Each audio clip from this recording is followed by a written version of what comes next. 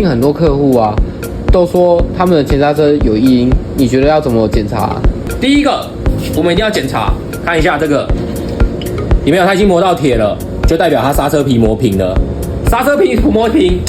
铁磨铁的时候一定会产生异音。